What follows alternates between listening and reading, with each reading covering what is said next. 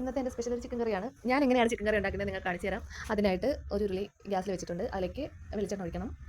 വെളിച്ചെണ്ണ നന്നായിട്ട് ചൂടായിട്ട് വരുമ്പോഴത്തേക്ക് അതിനകത്തേക്ക് കടുക് ഇട്ട് പൊട്ടിക്കുന്നുണ്ട്.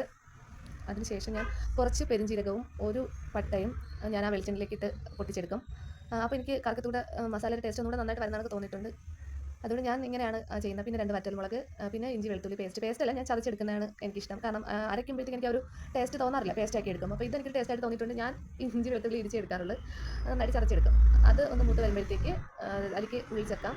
ഞാൻ തലേ ദിവസം വൃത്തിയാക്കി കഴുകി അരിഞ്ഞ് വെച്ച ഉള്ളിയാണ്. രാവിലെ അതിനൊന്നും നേരം കിട്ടാറില്ല. പിന്നെ അമ്മയും കൂടെ ഹെൽപ്പ് ചെയ്തതുകൊണ്ട് പെട്ടെന്ന് കാര്യങ്ങളൊക്കെ നടക്കും.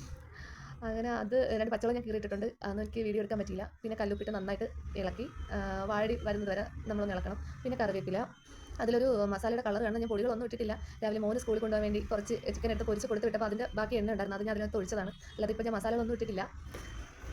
ഇത് നന്നായിട്ട് വാടി വന്ന ശേഷം മാത്രമേ ഞാൻ പൊടികൾ ചേർക്കാറുള്ളൂ.